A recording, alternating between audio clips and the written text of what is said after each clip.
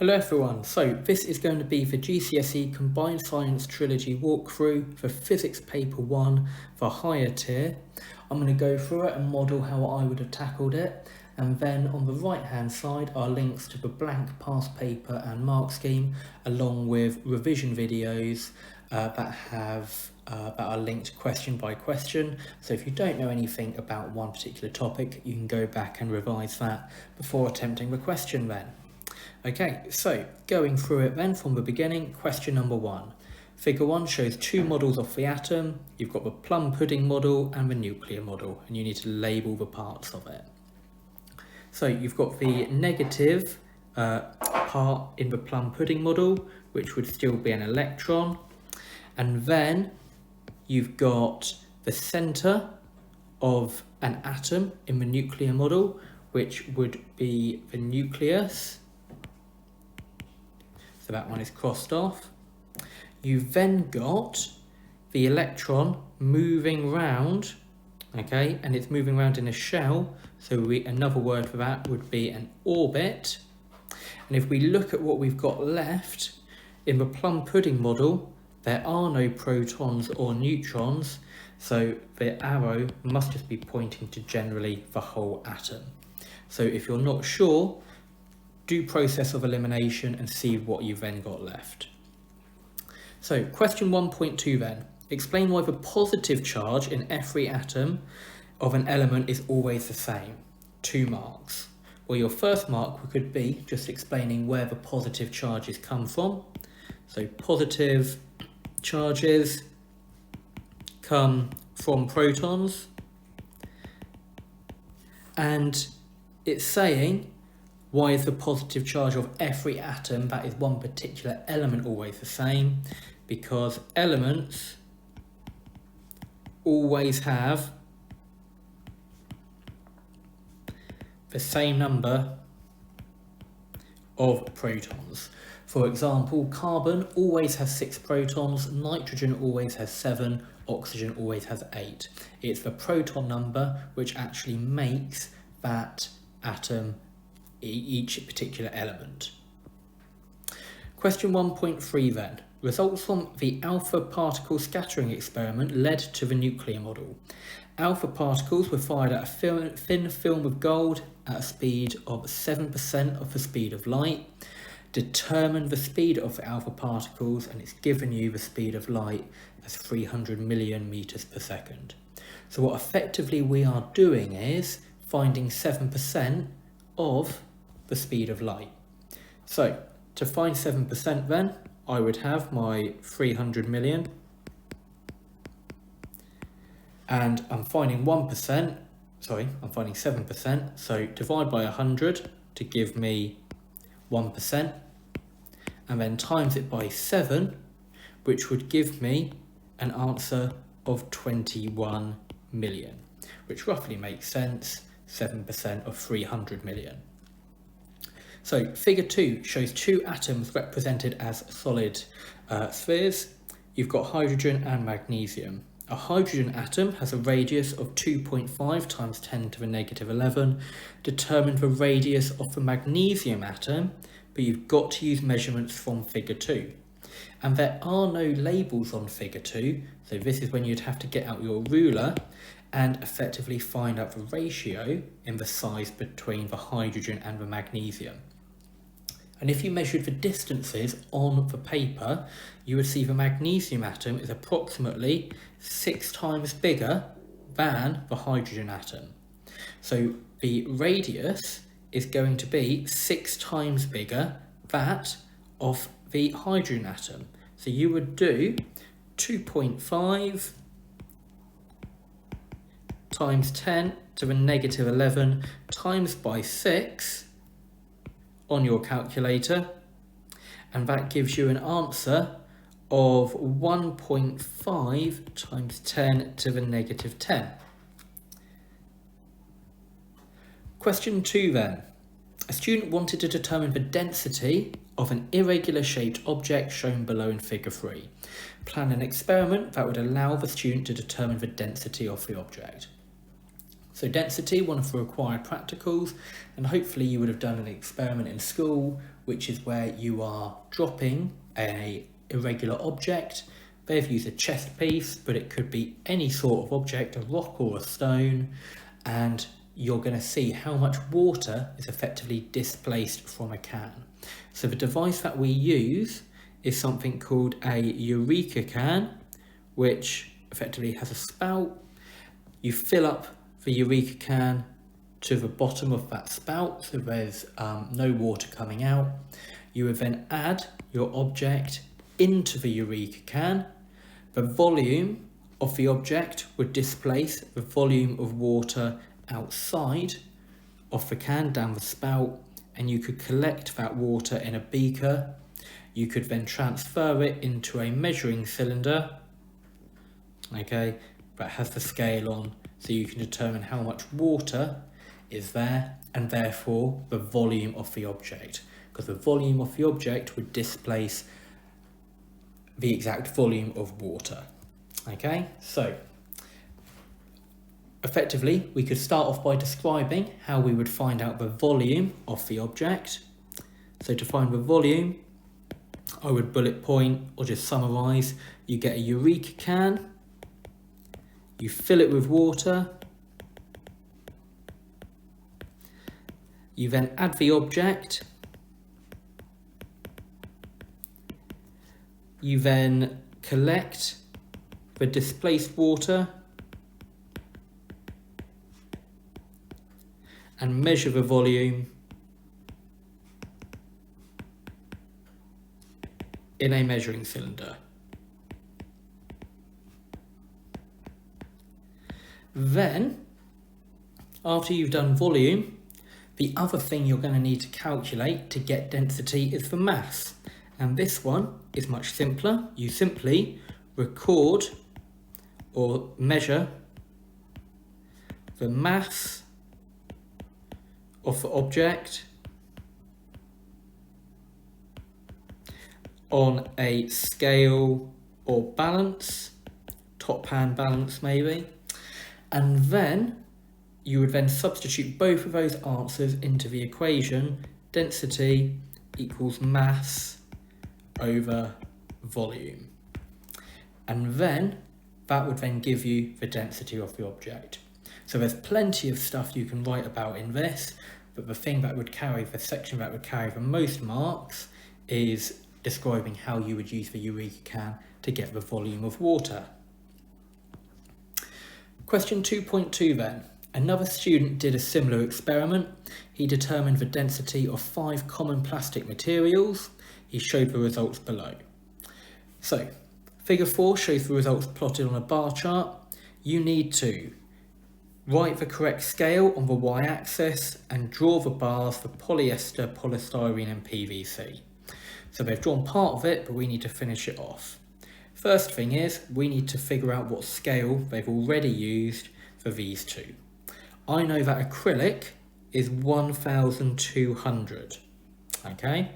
I could then count the number of squares that have been used up from the bottom to the top and divide that by 1200, and that tells me that each little square is worth 50.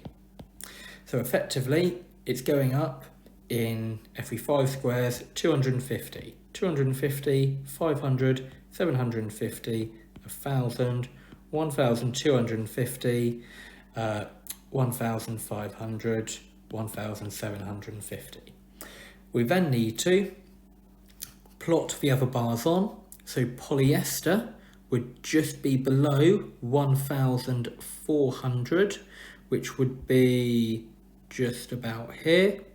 And what you need to make sure you are doing is that you're leaving obviously spaces between them, and try and make, whilst it doesn't actually carry any marks, try and make them exactly the same size. Polyester is 1040, so it would just be polystyrene is 1040, so just below that line there. Obviously you guys would do it much easier with a ruler. And then 1100 for PVC would go up to that point there. So obviously accuracy in plotting would carry 2 marks, and then 2 marks for determining the scale on the y-axis. Okay, so question 2.3 then. The student is given a different piece of plastic material. The student determined the density of the material 3 times and it shows their results. Determine the uncertainty in the student's results. Now, uncertainty means the difference between the highest reading and minus the lowest reading divided by 2. So effectively it's the middle point of the difference between the highest and lowest. So in this example then, our highest reading is 1120 minus the lowest reading, which is 960, divide it by 2. So this gap between it is 160, divide it by 2, which gives me an answer of 80. So my answer, my uncertainty, would be 80 kilograms per meter cubed. Okay, so question number 3 then. Figure 5 shows a diver. The diver is using a canister of compressed air so that he can breathe underwater. Which 2 statements describe the movement of air particles in the canister?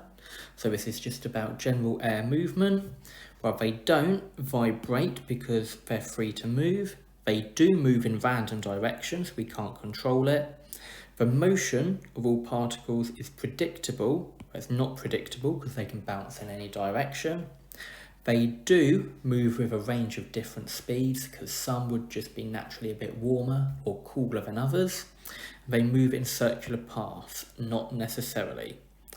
Question 3.2. The temperature inside the canister increases. What will happen to the movement of the air particles? Well, quite simply, if the temperature goes up, they have more energy, so they move faster. Question 3.3 then. It could be dangerous if the temperature of the air inside the canister increased by a large amount. Explain why. Well, if they are moving faster, there would be more pressure inside the canister, and eventually if there's too much pressure, the canister might explode. Okay. A canister of air was tested to find out how the pressure changed when it was used by a diver. Air was allowed to escape from the canister. The pressure of the air in the canister was recorded every 5 minutes for 80 minutes. Estimate the atmospheric pressure using figure 6. Now it's only a 1 mark question and this threw loads of people. So effectively what you've got is this canister of air that is allowing it to be released, and you're measuring the canister, the pressure in the canister, and you want to find out the standard atmospheric pressure. So effectively what it's asking you is what is the pressure at the end. So what you would have to do is look at your graph and figure out what pressure it is at on the graph when all the gas has been released, because then it would be at normal atmospheric pressure. And you can see if you go along on the line, it would give you 0.1 units of pressure. Question 3.5. Divers can stay underwater until the pressure of the air in the canister has reduced to 25% of its original value. Determine the maximum time that the diver can stay underwater. So we know that the diver would have to come up when his air levels reach 25% of what it starts at. It's 3 marks, so let's go back to the graph then and figure this out. So we know we're after 25% of the original value. Looking at the graph, the original value is 2.25. So to find 25%, you would do 2.25 divided by 100 to find 1%, times it by 25, which gives you 0.56, okay, units of pressure. That is 25% of your starting original. Now we just need to figure out the time. So if you go to 0.56 and then go along Okay, so 0.56, and then go along and then down, you can see that roughly it's about 26, 27 minutes, and you're allowed a range of 26 to 28 minutes. What happens to the volume of air when it is released from the canister? Well, effectively, you've got loads of compressed air in the canister, so it's all compressed into a much smaller space. So when you let it out, what will happen to the volume of it? The volume will increase because it will spread out. Question 4 then. The Chernobyl disaster was a nuclear accident that happened in 1986. Radioisotopes were released into the environment. The radioisotopes contained alpha, beta and gamma. What is an alpha particle? Well, you should know an alpha particle is made up of 2 protons and 2 neutrons, which is a helium nucleus, so it should be the top one. What statement about beta radiation is true? It's not the fastest type, because that would be gamma. It's the type of radiation with a negative charge. Well, a beta particle is actually just a high moving electron. So therefore electrons are negative, so it would be that. We'll just double check it. It's the type of radiation with the greatest mass. No, that would be alpha because it's much bigger. And it has the greatest range in air. No, that's not true because that would be gamma, which is a wave. Which statement about gamma radiation is true? Is a low frequency electromagnetic wave. Well, that's not true. Gamma is very much a high frequency wave. It causes a charge, it causes the charge of the nucleus to change. No, it does not, because it's just a wave. It causes the mass of the nucleus to change. No, that's not true. It has a very long range in air. Okay, so question 4.4 then. The table shows the half-life of 2 radioisotopes that contaminate the environment. You had cesium-137, which has a half-life of 30 years, and you've got iodine-131, which has a half-life of 8 years. A soil sample was taken from the area around Chernobyl in 1986. The soil was contaminated with equal amounts of cesium and iodine. Explain how the risk linked to each isotope has changed between 86 and 2018, and both types emit the same type of radiation. So it's effectively asking you, how does half-life affect the risk today? And it just wants you to specifically talk about half-life because it's told you everything else has been kept the same. So if we look at it then, if we've got cesium, which has a very long half-life, that means it's not breaking down very fast. It hasn't decayed and become stable, or it takes an awful long time for it to become stable. Whereas iodine, on the other hand, is decaying very fast, and therefore, after 30 years, there wouldn't be too much of it left, which is radioactive. So we've just got to summarise that into 4 points. Okay, so if we start with iodine then, we could say iodine, the risk has reduced because it has a short half-life. Okay, so the amount of radiation or the activity of iodine has decreased a lot because of that short half-life. Whereas cesium, on the other hand, has a long half-life, okay, therefore is potentially not decayed, and therefore still has a significant risk. Question 4.5 then. Determine the year in which the activity of cesium-137 will be 132 of its original value. So remember, half-life, we are working out it is halving in terms of its radioactivity each time. Okay, now if we're doing 132, so after one half-life, it will be half, 2 half-lives, it will be a quarter, 3 half-lives, it would be 1/8, 4 half-lives would be 1/16, and then 5 half-lives would be 1/32. So we have got to work out 5 half-lives until it is 1/32. And we've been told that our half-life is 30 years. So we've got 5 half-lives, which gives us a total time of 150 years. Now, we've got to figure out from its year, from its original value. So our question started in 1986, and we're adding on 150 years. So that would take us to the year 2136. Question number 5 then.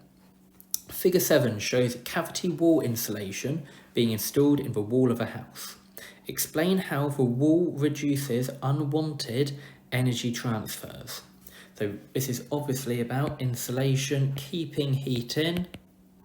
So it's effectively saying, how does this diagram stop heat being lost? Well, we could start off, because it's an explain question, stating what exactly we've got in front of us.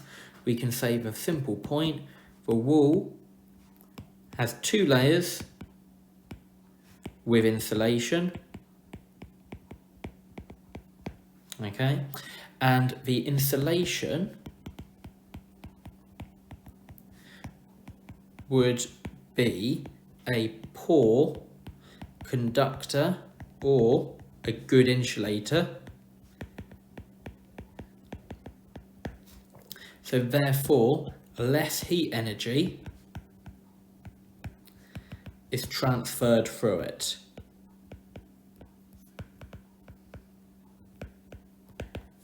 Okay, so it's all about stopping conduction. Question 5.2 then. The cavity wall insulation was tested.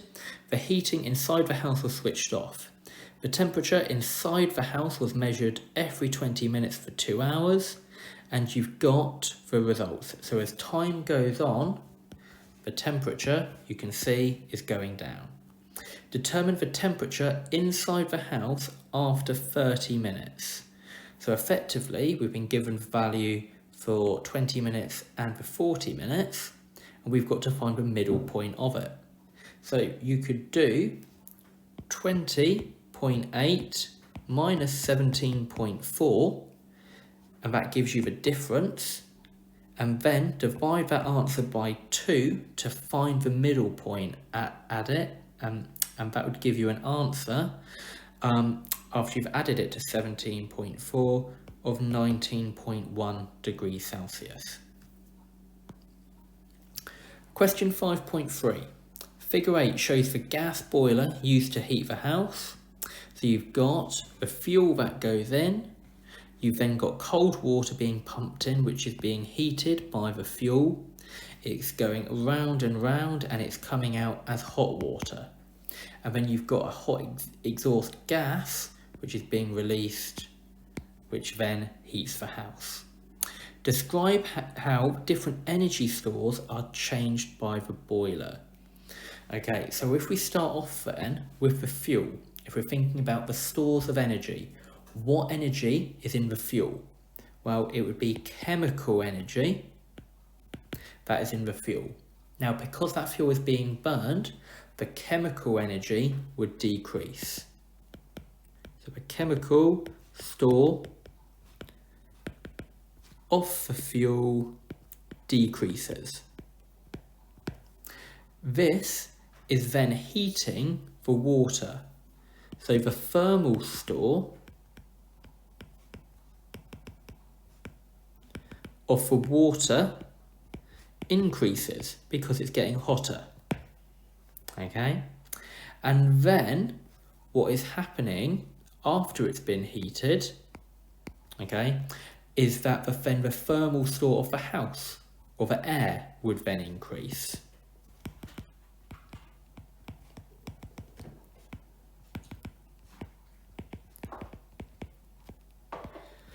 So those are your different stores. You could have also talked about the kinetic store of the particles, because if they are getting heated, then they would be moving faster and that kinetic store of the particles would go up.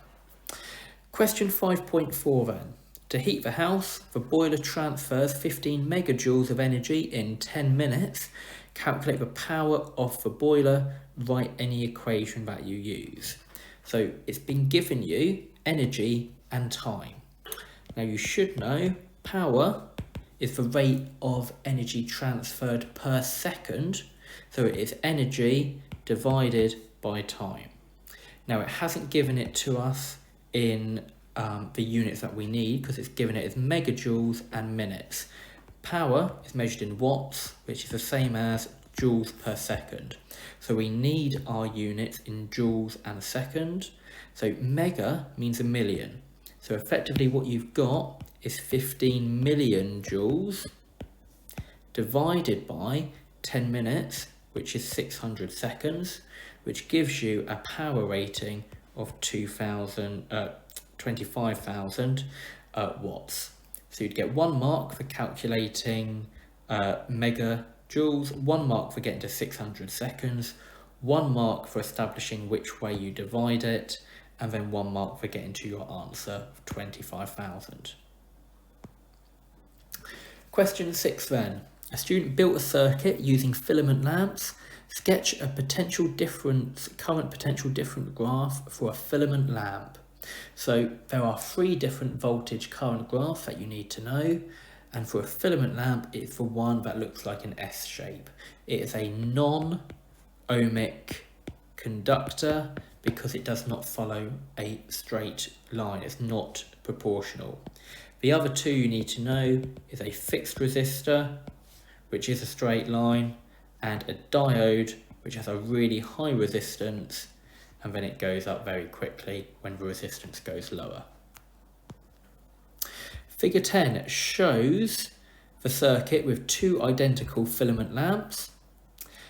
Compare the currents I1, I2 and I3. So what we need to know is that current is quite simply the flow of charge, and that charge is carried by electrons.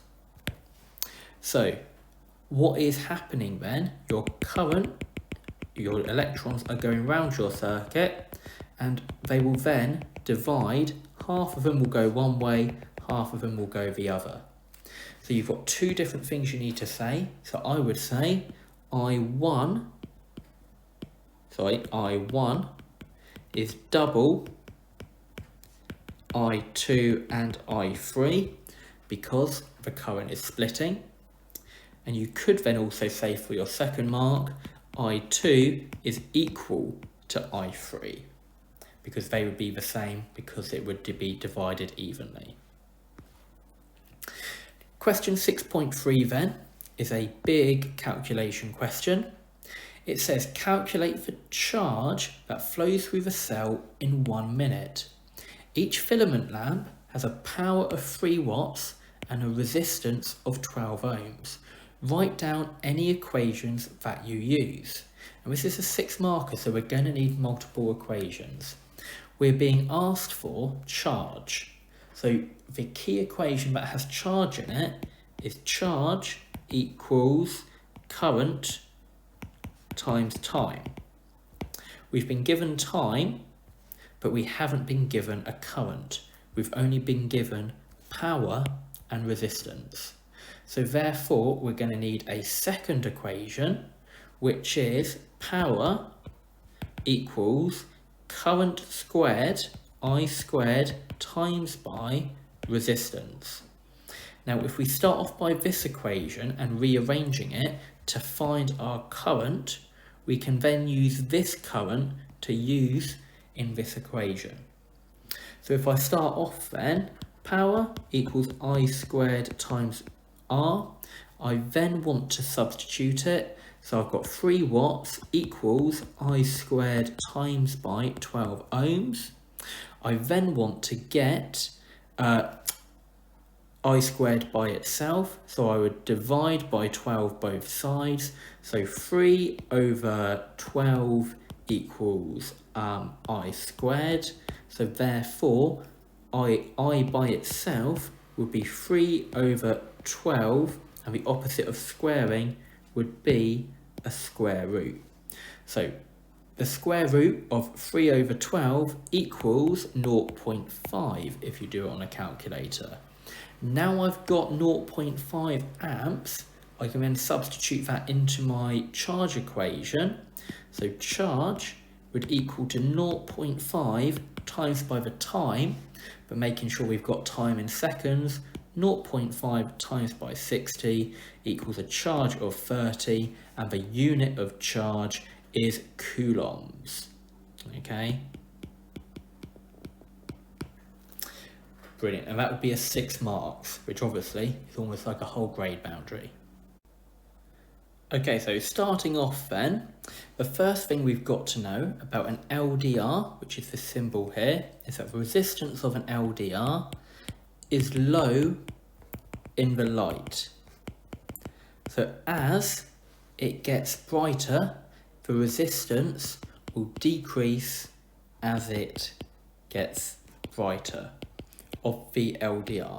And then we've got to think about how that would then affect the different readings on the ammeter and the voltmeter here. Okay, so your first couple of marks would be LDRs change on light intensity, and the pattern is LDRs resistance is low in the light, or decreases in the light.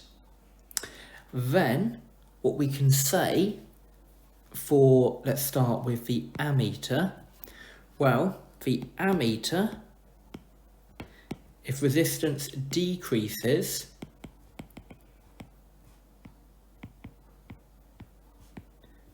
of the LDR, then effectively there would be less resistance in the circuit, therefore more current would flow.